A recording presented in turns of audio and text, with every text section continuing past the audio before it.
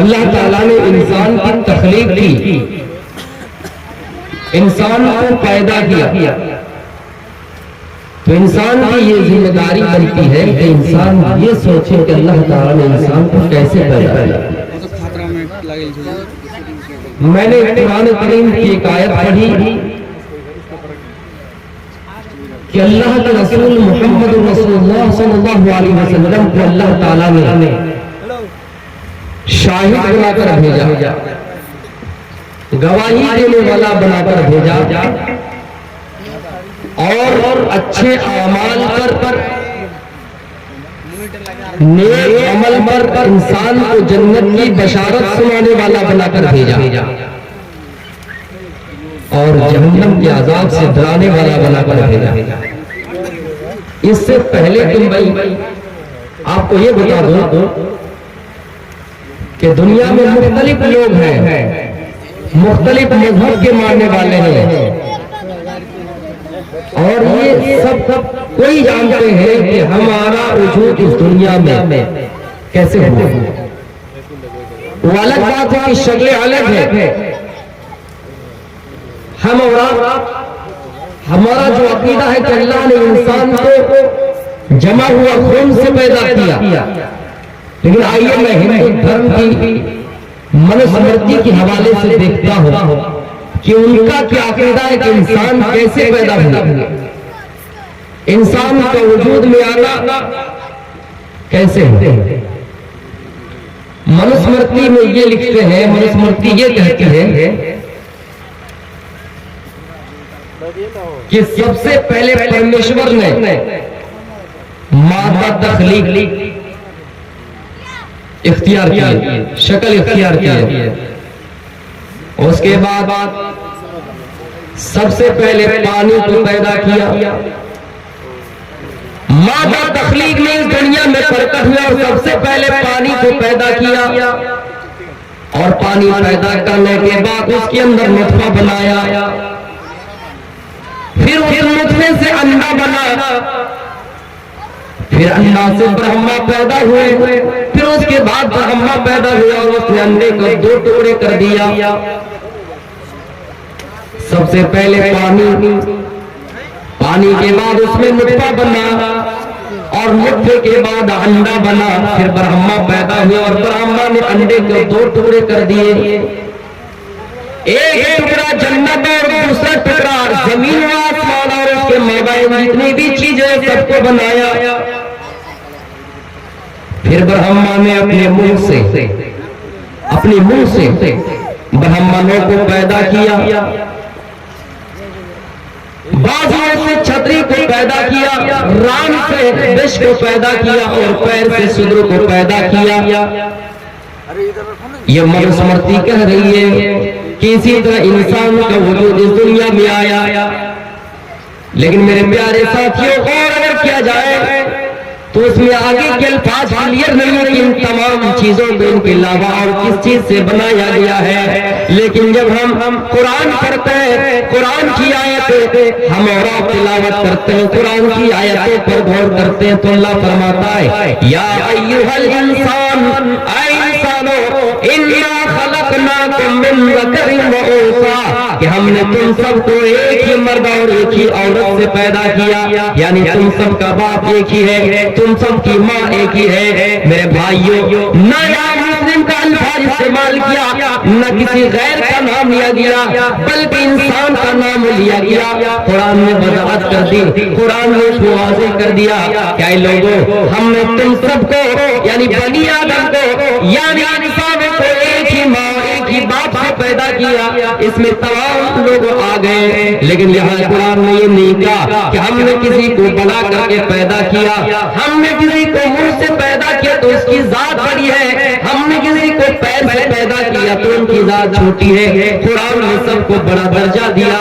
ہاں، قرآن نے اتنا کہا جو عمل میں آگے ہے، جن کا عمل ہمیشہ آگے رہتا ہے، جو ثابت قدمی رہتے ہیں، جو اللہ کو ماننے والے ہیں، جن کے دل میں تقویٰ ہے، جو اللہ کو سب سے زیادہ اللہ سے ڈرتے ہیں، اللہ کو یاد کرتے ہیں، وہی سب سے بڑا ہے۔ قرآن میں یہ نہیں کہا کہ کوئی چھوٹا کوئی بڑا، نہیں کہا، मनुस्मृति ये कह रही है कि ब्रह्मा ने अपने मुंह से ब्राह्मणों को पैदा किया, अपनी बाजुओं से क्षत्रिय को पैदा किया, राम से वैश्य को पैदा किया और पैर से सूर्य को पैदा किया। लेकिन कुरान का जवाब वही है कि हमने तुम सबको एक ही मर्द और एक ही औरत से पैदा किया। ऐ इंसानों, कुरान क्या कहता है इंसान के वजूद के बारे में? सुम्मा जअलनाहु नुत्फतन फी क़रारिन मकीन। जब मियां बीवी आपस में मिलता है तो पानी का एक कतरा हकीर नुत्फा बनता है, फिर वो मादर रहम में जाता है। यख़रुजु मिन बैनि सुल्बि वत्तराइब। जब मियां बीवी आपस में मिलता है तो छाती से पानी का एक कतरा उछलता है और मादर रहम में पहुंचता है और वो नुत्फा बनता है, मादर रहम में जाता है। और अल्लाह फरमाता है सुम्मा जअलनाहु नुत्फतन फी क़रारिन मकीन। हमने उन पानी के कतरे को मादर रहम में मजबूत करके रख दिया, एक मजबूत जगह में रख दिया। मेरे भाइयों याद कीजिए, जब इंसान जब बच्चा पेट में होता है, मां के पेट में होता है, मां खाना बनाती है, लेकिन वो पानी का एक कतरा तस से मस नहीं होता है। मां खाना बनाती है, पानी का कतरा उसी जगह पे रहता है। आगे के अल्फाज सुम्मा खलक़ना नुत्फ़ता अलक़तन, फिर अल्लाह ताला उस नुत्फ़े को खून में बदलता है, जमा हुआ खून में बदलता है और वो जमा हुआ खून धीरे धीरे गोश्त का लोथड़ा बनता है, गोश्त का लोथड़ा बनता है। फिर उसमें हड्डियां आती है और हड्डियां बनने के बाद अल्लाह फरमाता फकसौनल इज़ाम लहमा, फिर अल्लाह ताला उन हड्डियों में भी गोश्त डाल देता है। इसी तरह करके इंसान का वजूद दुनिया में होता है मेरे प्यारे साथियों। लेकिन हम और आप अगर गौर करें तो पता चलता है कि दुनिया के धर्मों, दुनिया के मुख्तलिफ धर्मों और इस्लाम धर्म में जो बात कही गई है, अगर इन बातों का मुआयना कराया जाए, मुआज़ना कराया जाए तो पता चलता है। और आजकल के साइंस भी यही कहती है, डॉक्टर भी यही कहती है कि सबसे पहले पानी का वो कतरा मादर रहम में पहुंचाया जाता है, फिर उसको एक जगह पे अमन अमान जगह पे करार जगह पे रख दिया जाता है। उसके बाद खून जमा हुआ खून बनता है, फिर गोश्त का लोथड़ा बनता है, फिर हड्डियां बनती है और हड्डियों में फिर गोश्त बढ़ाया जाता है। मेरे प्यारे साथियों, अल्लाह की जात कितनी बड़ी है। अल्लाह फरमाता है ऐ लोगों, हम और आप अल्लाह की नियामतों का शुमार नहीं कर सकते हैं। दुनिया में अपने अपने कामों में मशगूल रहती है, लेकिन हमारा काम पेट के अंदर जारी रहता है। अल्लाह नाक बनाता है, अल्लाह हाथ बनाता है, अल्लाह पैर बनाता है। इसलिए मेरे भाइयों, सबको मालूम है कि इस कायनात को चलाने वाला, इस निजाम को चलाने वाला कोई है। ये मैक का सिस्टम हम और आप कर रहे हैं, इन लाइटों का सिस्टम करने वाला कोई है। जितनी बड़ी कायनात को कोई चलाने वाला भी होगा, इतना बड़ा निजाम को चलाने वाला भी कोई होगा। लेकिन किसी मजहब में अगर क्लियर मिलता है तो इस्लाम में मिलता है कि आसमान को बनाने वाला भी अल्लाह है, जमीन को बनाने वाला भी अल्लाह है। मेरे भाइयों, दुनिया में आप बहुत से मज़ाहिब का स्टडी कीजिए, आपको आसमान का मालिक नहीं मिलेगा कि आसमान को कैसे बनाया है, जमीन को कैसे बनाया है, ये जो भूचाल आता है किसके हुक्म से आता है। लेकिन अगर इस्लाम का मुताला कीजिए, इस्लाम कहता है कि सूरज कैसे कैसे काम करता है, वश्शम्सु तजरी लिमुस्तक़र्रिन लहा ज़ालिका तक़दीरुल अज़ीज़ुल अलीम। मेरे भाइयों, कुरान गवाही देता है, चांद के बारे में गवाही देता है कि वल क़मर क़द्दरनाहु मनाज़िला, कुरान गवाही देता है। सूरज के बारे में गवाही देता है, हदीस में सैयारों के बारे में, सितारों के बारे में गवाही देता है कि अल्लाह फरमाता है कि खलक़ल्लाहु हाज़िहिन नुजूम लिसलासा, अल्लाह ने सितारों को 3 मकसद के लिए पैदा किया है। दुनिया की कोई साइंसदान, दुनिया की कोई साइंसदान आज तक ये नहीं कह सका कि आसमान को बनाने वाला कौन है। दुनिया में किसी भी मजहब की स्टडी कीजिए, आपको बताने वाला कोई नहीं। लेकिन इस्लाम खुल कर बताता है कि अल्लाह ने कायनात को बनाया, सूरज को कैसे बनाया, आसमान की तख्लीक कैसे की, जमीन की तख्लीक कैसे की। दुनिया में हर चीज के बारे में, हर चीज के बारे में इंसान ये दावा कर सकता है, साइंस ये दावा कर सकती सकती है, लेकिन क्या आसमान के बारे में ये कह सकती है कि आसमान को बनाने वाला कोई है? मेरे भाइयों, दुनिया में देवी देवता या फिर जो भी किसी भी शक्ल में किसी की पूजा पाठ होती है, इन सब चीजों के बारे में पता सही से चल जाएगा कि कैसे पैदा हुआ। लेकिन वो अल्लाह जो आसमान को पैदा किया है, दुनिया का रचयिता और रचयिता है, इसके बारे में भी कोई पता सकता है? मेरे भाइयों, आसमान को पैदा करने वाला अल्लाह है, जमीन को पैदा करने वाला अल्लाह है। इसीलिए तो अल्लाह पानी जब बरसाता है, जब पानी बरसाता है तो उसका टैक्स नहीं लेता है। दुनिया में गवर्नमेंट हमारे खेतों में पानी पटाती है, पानी पटाती है तो गवर्नमेंट पैसा लेती है। जमीन से गल्ला होता है तो हमें टैक्स देना पड़ता है। लेकिन अल्लाह फरमाता है कि हमने तुम्हें इतनी रोजियां दे रखी है कि हमने तुम लोग से भी कभी इसका टैक्स नहीं मांगा है, नहीं मांगा। तो पता चला कि कायनात को चलाने वाला अल्लाह ताला। मैं किसी के खिलाफ नहीं बोल रहा हूं, लेकिन क्लियर बात, किसी भी मजहब के अंदर आपको नहीं मिलेगी। कोई अगर धर्म है तो इस्लाम।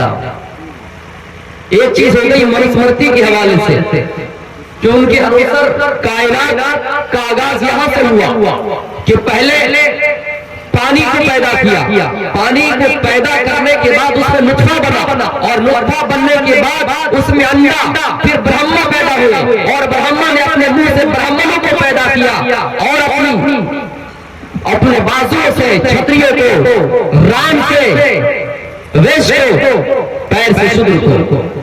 लेकिन आइए और एक वाक्य की तरफ चलते हैं। भागवत पुराण में श्रीपुर की रहने वाली एक लड़की, एक मलका थी, एक मालिका थी, श्रीपुर के रहने वाली, ये दावा करते भागवत पुराण की उन्होंने दुनिया को बनाई। पूरी दुनिया को बनाने वाला वही मलका है, वही औरत है। मेरे प्यारे साथियों, उन्होंने इस दुनिया को बनाए, लेकिन वहां पे आगे बात ये लिखी हुई है कि जब इस दुनिया को बनाने के बाद उन्होंने एक एक करके 3 आदमी को पैदा किया। विष्णु को पैदा किया, महादेव शिव को पैदा किया। पैदा करने के बाद सबसे कहा कि मुझसे शादी कर लो, लेकिन सबने इनकार कर दिया। सबने इनकार कर दिया कि आपने हमें पैदा किया है और आप माँ हो गए और माँ से शादी करना मना है। लिखा हुआ है पैदा करने वाले आप हैं और आपकी कोख से पैदा हुए हैं, आपके बदन से पैदा हुए हैं, आप रिश्ते में माँ बन रही है, तो आपसे कैसे शादी कर ले? इसलिए उन्होंने विष्णु को जला दिया, राख बना दिया। आखिर में जिसने पैदा किया, महादेव को पैदा किया, शिव को पैदा किया, और उससे कहा कि तुम मुझसे शादी कर लो। उसने कहा मैं तुमसे शादी नहीं कर सकता, एक काम करो, जोड़ी पैदा कर दो। एक औरत को पैदा किया, उसके साथ उसकी शादी हो गई। मेरे भाइयों, अब यहाँ सवाल ये उठता है, ऐतराज ये उठता है कि अगर माँ से शादी करना मना है तो ये हमशीरा से कैसे शादी इजाजत हो गई, कैसे जायज हो गई?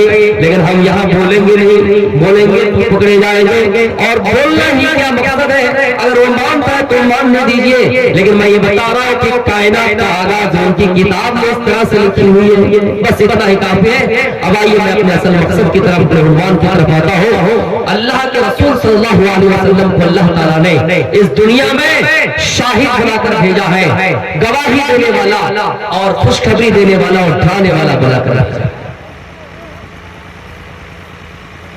कैसे?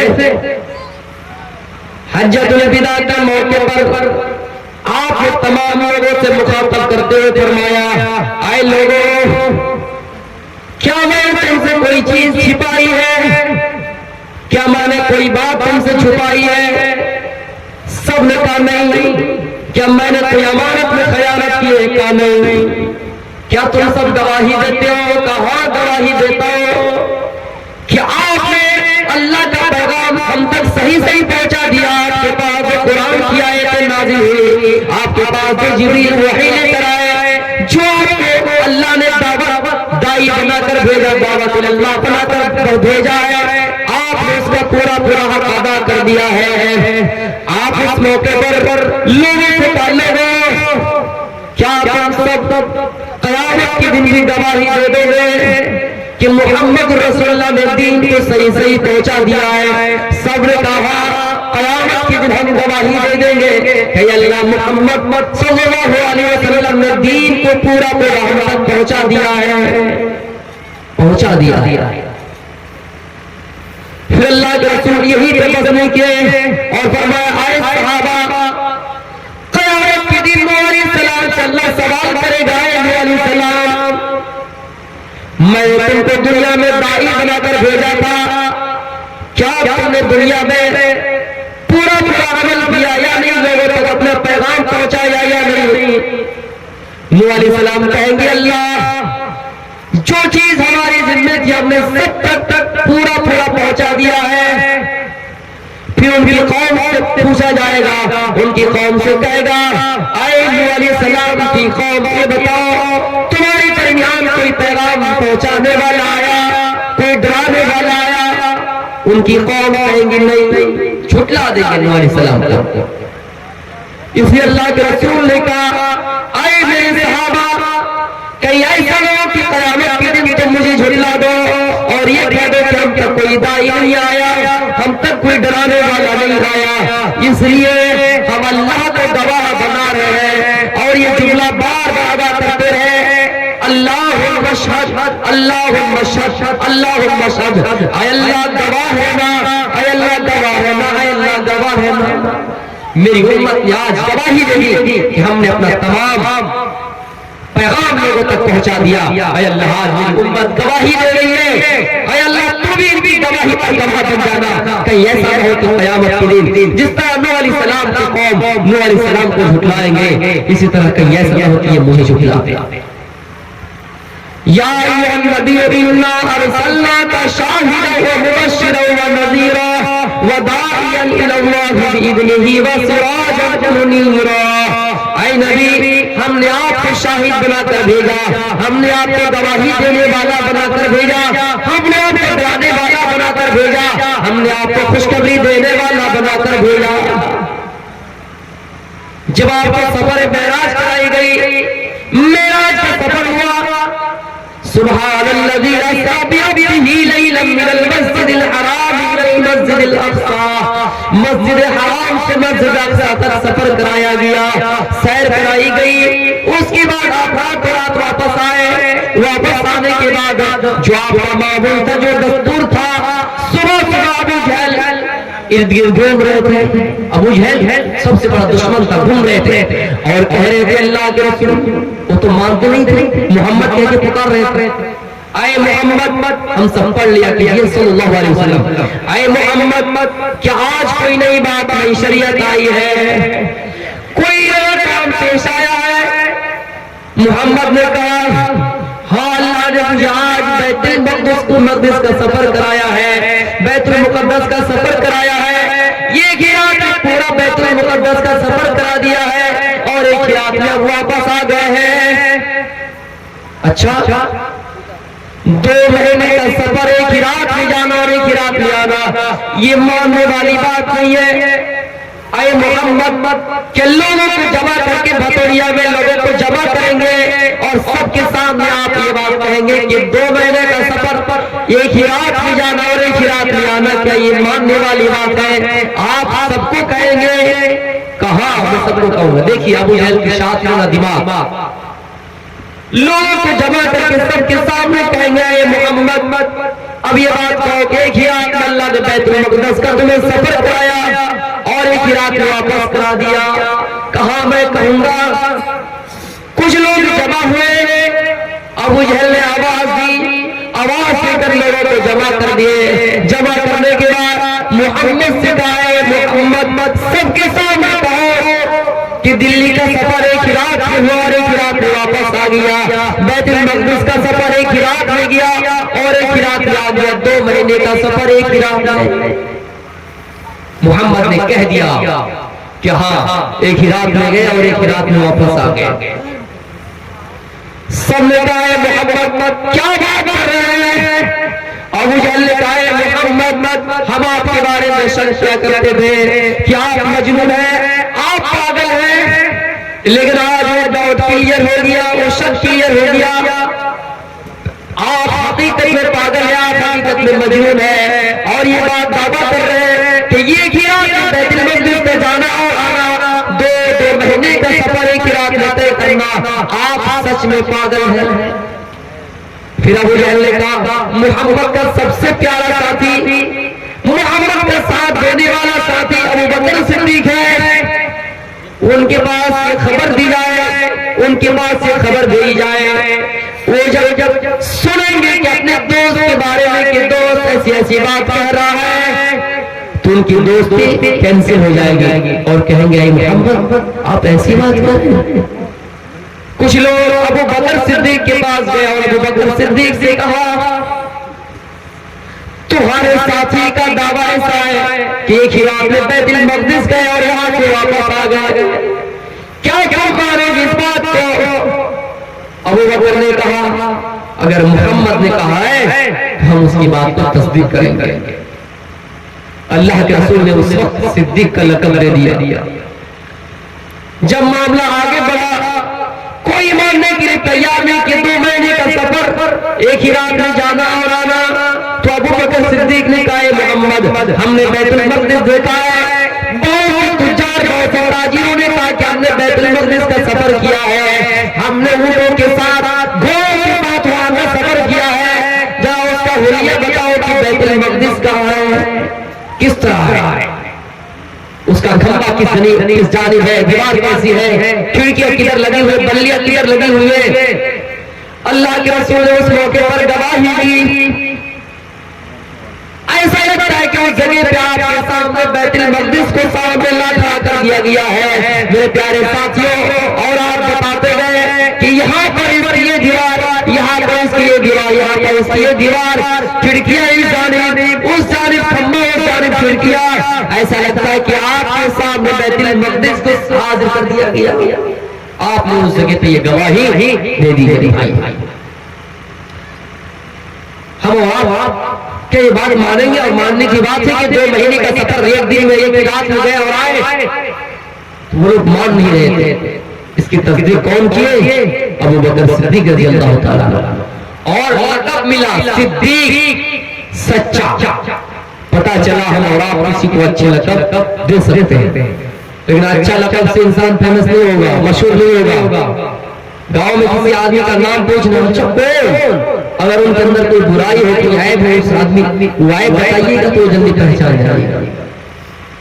آپ نے کبھی لوگوں کی انداز سے گواہی دی کہ آئے لوگ ہم نے اللہ کو نہیں دیکھا ہے، لیکن گواہی دے کہ اللہ اکبر، اللہ اکبر، اللہ ایک ہے، اللہ کی پشتی کر رہے ہیں۔ میرے پیارے ساتھیوں، آپ نے گواہی اس انداز سے دی، قیامت کے دن میں حوض کوثر میں پانی پینے کے لیے جائیں گے اور آپ اس جگہ پہ بیٹھے رہیں گے، اس جگہ پہ اپنی امت کو پانی پلانے کے لیے حوض کوثر میں منتظر رہیں گے، لوگوں کے انتظار کریں گے، اپنی امتیوں کے انتظار کریں گے، امتی باری باری پانی پینے کے لیے جائیں گے، پانی پلاتی جائیں گے، حوض کوثر کا پانی پلاتی جائیں گے، اتنے میں آواز آئے گی اے محمد۔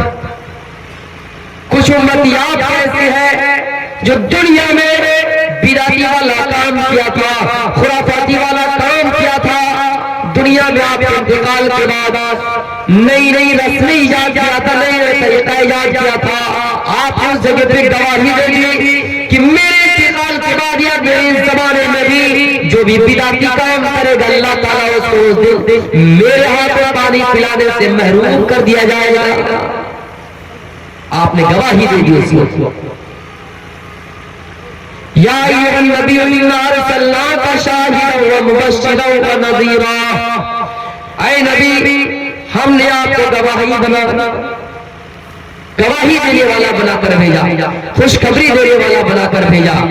آپ لوگوں کو خوشخبری سنایا کرتے تھے کہ اے لوگوں، اے میرے صحابہ، تم میں سے جن کی 3 بہنیں ہوں، 3 بیٹیاں ہوں، اس نے اسے اچھی تربیت کی، اس کو پڑھایا لکھایا ہو، اس کے لیے جنت واجب ہو جاتی ہے۔ آپ نے 3 بیٹیوں کی پرورش پر، 3 بیٹیوں کی تربیت پر جنت کی بشارت سنائی ہے۔ 3 بیٹیوں کی پرورش پر، 3 بہنوں کی پرورش پر جنت کی بشارت سنائی ہے۔ دوسرا کھڑا ہوتا ہے، کہتا ہے اللہ کے رسول میرے پاس صرف 2 ہی بیٹی ہے، میری صرف 2 ہی بیٹی ہے، 2 ہی بہن ہے، کیا میں ان کی تربیت کر کے ان کو پڑھا لکھا کر میں اپنے آپ کا ٹھکانہ جنت بنا پاؤں؟ اللہ کے رسول نے کہا ہاں 2 بیٹیاں ہیں، آپ ان کی تربیت کیجیے، آپ ان کی پرورش کیجیے اور اپنے آپ کا ٹھکانہ جنت بنا لیجیے۔ جو اپنی بیٹیوں کی تربیت اس انداز سے کرتے ہیں کہ اس کو صحیح طریقے سے ادا کرتے ہیں اور تربیت اور تعلیم دونوں چیز دیتے ہیں، اللہ کے رسول خوشخبری سناتے ہیں کہ ان کے لیے جنت۔ کبھی آپ نے خوشخبری اس انداز سے سنایا لوگوں جن کے چھوٹے چھوٹے بچے اس دنیا میں انتقال کر گئے ہیں، جنت میں بھی لگاؤ گھومتے پھریں گے، ان کے اوپر کوئی یار اور کوئی ٹوک نہیں ہوں گے، وہ جنت کے ارد گھومیں گے، جوان کی والدین ان کے باپ ماں کو جہنم میں ڈالا جائے گا، وہ چھوٹے چھوٹے بچے ان کی شفاعت کے لیے دوڑ پڑیں گے، دوڑ ہوئے آئے گے، اپنے والدین کی آنچل پکڑ لیں گے، ان کی دامن کو پکڑ لیں گے اور اللہ سے کہیں گے اللہ تو نے مجھے دنیا میں سے چھینا تھا، اللہ مجھے دنیا میں اپنے باپ کے ساتھ چلنے کی خواہش تھی تھی، لیکن دنیا میں تم نے مجھ سے چھینا، کم از کم اس دنیا میں نہ چھین، میرے ساتھ میرے ابو کو بھی جنت میں داخل کر دے۔ اللہ ان چھوٹے چھوٹے بچے کی دعا کو قبول کر لیں گے اور ان کے والدین کو جنتی ہونے کا شرف انہیں مل جائے گا۔ لیکن ایک بات ہے، صبر ضروری ہے، چھوٹے چھوٹے بچے ہیں، انتقال ہو گیا، ہمیں آپ کو صبر کرنا ہے، نوحہ نہیں کرنا ہے، غریبان نہیں پیٹنا ہے، سیرہ چاٹ نہیں کرنا ہے۔ ہم نے بہت سی عورتوں کو دیکھا، بیٹے انتقال کر دیا، سیرہ چاٹ کیا، نوحہ کیا، اتنا کیا اور یہ سوچنے لگا اور کہنے لگی اے اللہ میرا بیٹا میرا سہارا تھا، دنیا سے چلا گیا، میرا روزی روٹی اب کون انتظام کرے گا، مجھے کون کھلائے گا؟ روزی کا مالک اللہ ہے۔ باپ انتقال ہو جائے، بیٹا ہو جائے، اس سے کوئی فرق نہیں پڑتا۔ تو شفاعت وہی بچے کر سکیں گے جن بچے کی فوت پر موت پر ان کے والدین صبر کیے ہوں گے۔ اللہ کی امانت سے اللہ نے لے لی، اگر آپ صبر کرتے تو یہ بچہ آپ کی شفاعت کریں گے۔ آئیے ابو طلحہ اپنے ایک بچے سے بہت محبت کرتا تھا، ان کے بیٹے سے بہت محبت کرتا تھا، باہر جاتے باہر سے کام کاج کر کے آتے، جہاد کے میدان سے آتے اپنی بیوی سے پوچھتے بیٹے کا حال کیا ہے، کہا ٹھیک ہے۔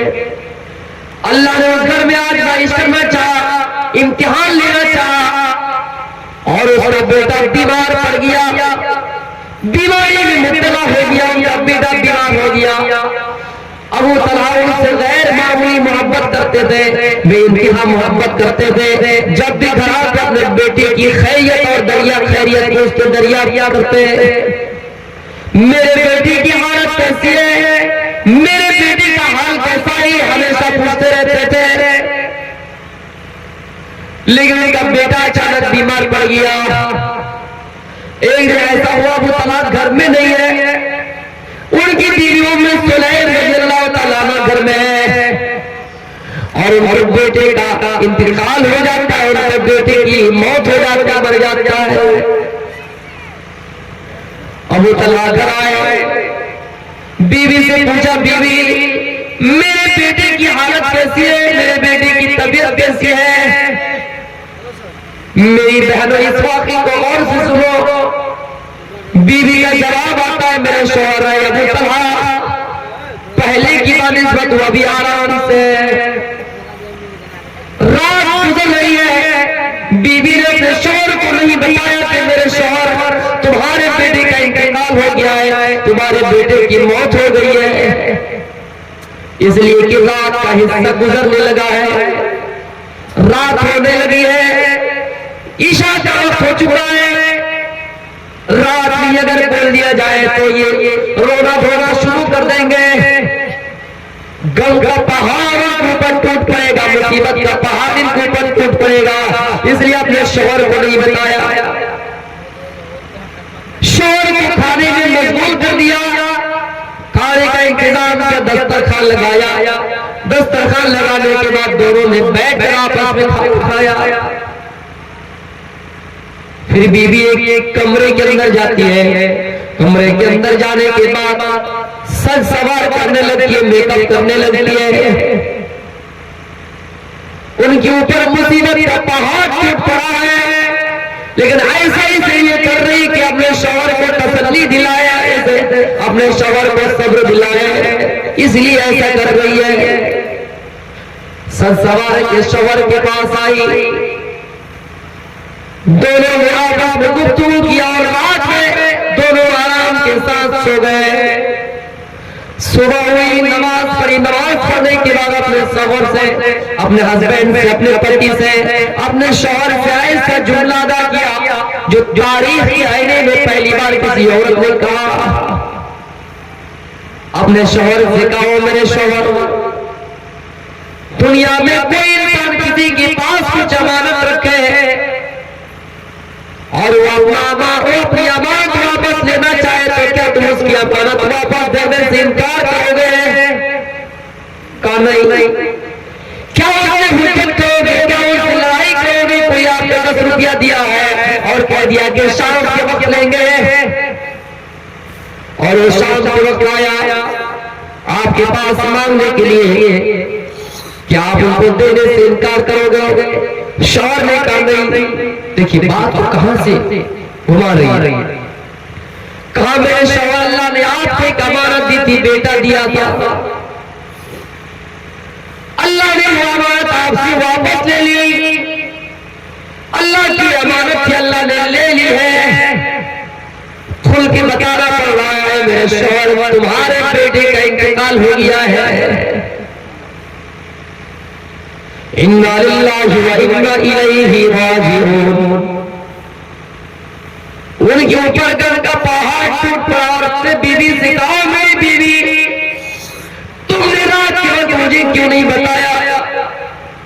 کہا میرے شوہر, رات اگر بتاتے تو رات سے آپ بے چین رہتے, رات سے آپ پریشان رہتے, اس لیے ہم نے سوچا کہ رات میں آپ کو نہیں بتائے. اس کے بعد یہ خبر اللہ کے رسول صلی اللہ علیہ وسلم کے پاس پہنچی.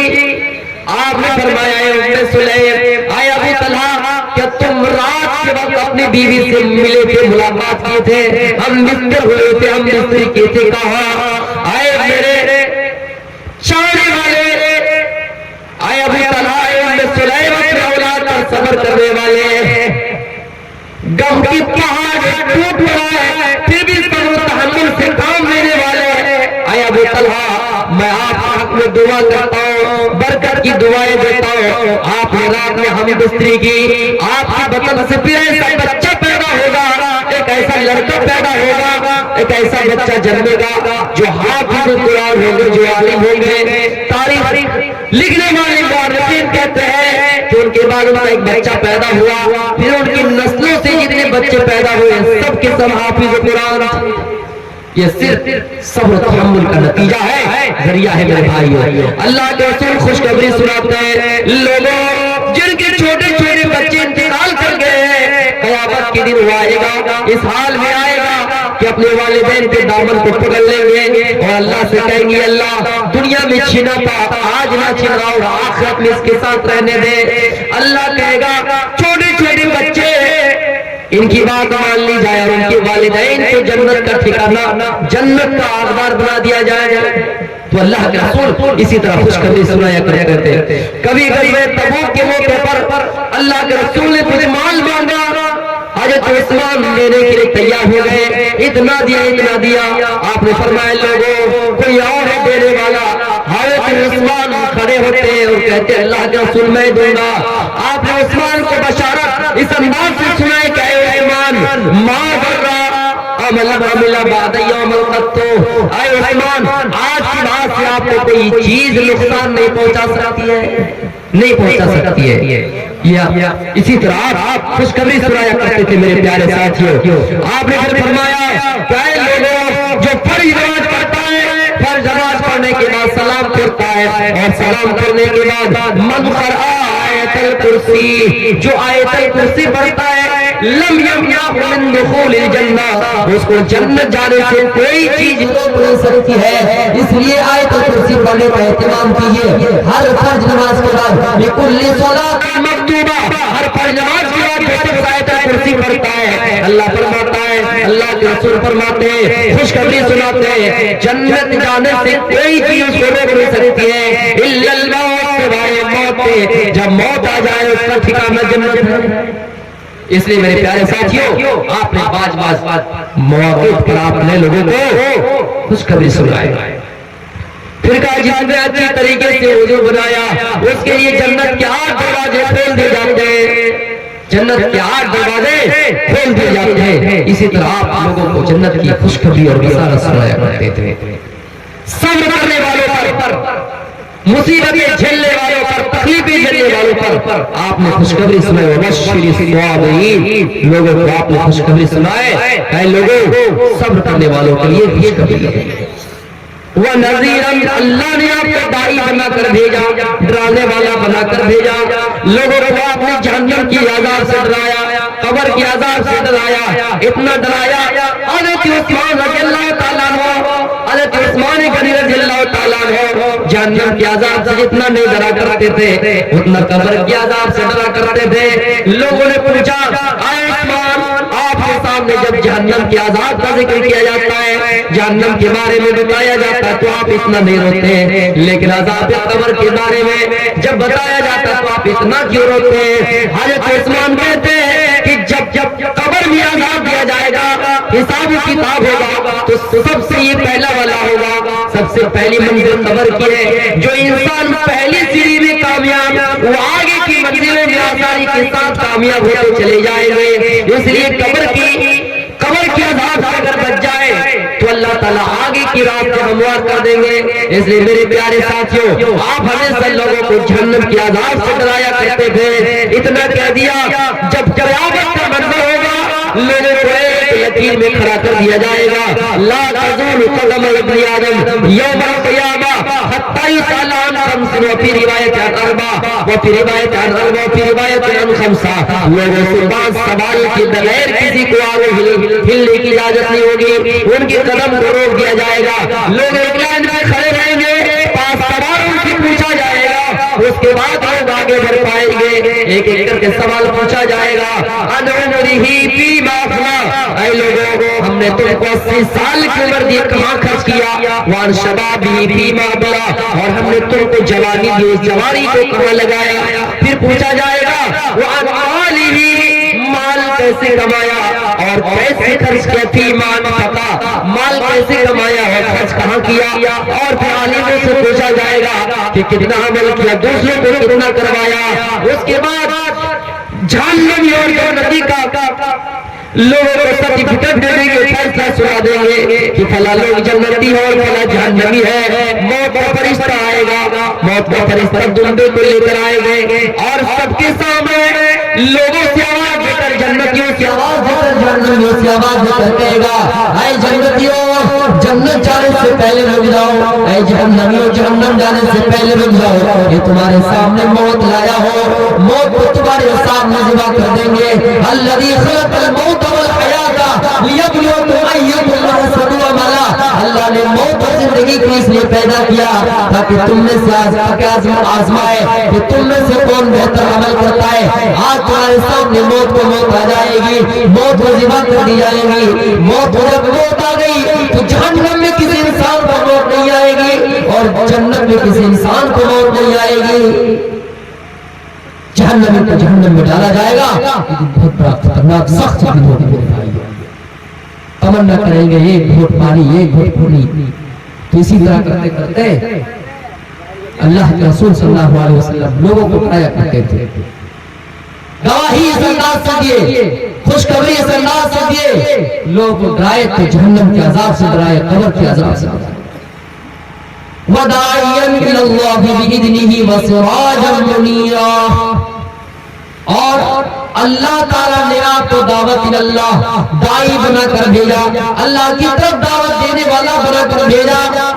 وَأَنذِرْ عَشِيرَتَكَ الْأَقْرَبِينَ، اللہ نے کہا اے محمد آپ اپنے کنبے اور قبیلوں کو پہلے ڈرائیے، آپ اپنے برادری کے لوگوں کو ڈرائیے۔ آپ نے سب کا نام ایک ایک کر کے لیا اور کہا اے عباس اپنے آپ کو جہنم کی عذاب سے بچاؤ۔ قریش والوں سے مخاطب کرتے ہوئے فرمایا یا قریش انقذوا نفسکم انقذوا انفسکم، اے قریش اپنے آپ کو بچاؤ، من النار جہنم کی عذاب سے، جہنم سے اپنے آپ کو بچاؤ۔ آپ نے فاطمہ کو بھی نہیں چھوڑا اور فرمایا یا فاطمہ تو انقذی نفسک، اے فاطمہ اپنے آپ کو جہنم کی عذاب سے بچاؤ۔ میں اس دنیا میں کام آ سکتا ہوں، اس دنیا میں جو کچھ مانگنا ہے مان لو، قیامت کے دن میں تمہیں کچھ نہیں دے سکتا۔